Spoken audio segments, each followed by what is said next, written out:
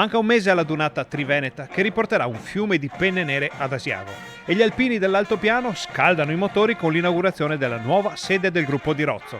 Le note di 33 risuonano fra le case del paese, i boschi e i prati assieme all'inno di Mameli e alla canzone del Piave, con gli onori ai caduti e tanta emozione.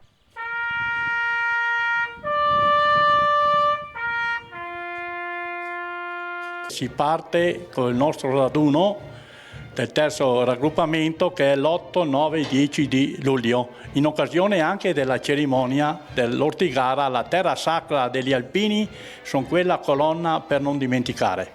Nella sede tanti oggetti ricordano la figura di Cristiano Dal Pozzo, indimenticabile penna nera di Rozzo.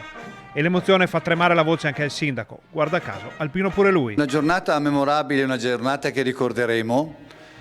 Una giornata per la gente di montagna, perché qua siamo tutti alpini, una sede messa volentieri a disposizione dall'amministrazione comunale, da quella che io presiedo e dalla precedente presieduta dal sindaco Aldo Pellizzari, che ricordiamo con grande affetto. Ci hanno lavorato naturalmente come sempre gli alpini con il loro prezioso volontariato e hanno trasformato quella che era una stanza vuota in una chicca nella quale sarà bello trovarsi per le nostre attività di associazione. La Dunata Triveneta sarà l'occasione per rivedersi ancora una volta, ma i vecchi lanciano un appello alle nuove generazioni. Speriamo di trovare uno giovane che il prossimo anno abbia anche la volontà di prendersi a cuore questa carica, perché i giovani nostri sono meravigliosi, sono importanti, sono tanti, ci aiutano tanto, però non vogliono assumersi delle responsabilità che sarebbero più adatte a loro in questo momento, perché noi che andiamo verso i 70 anni abbiamo già dato qualcosa.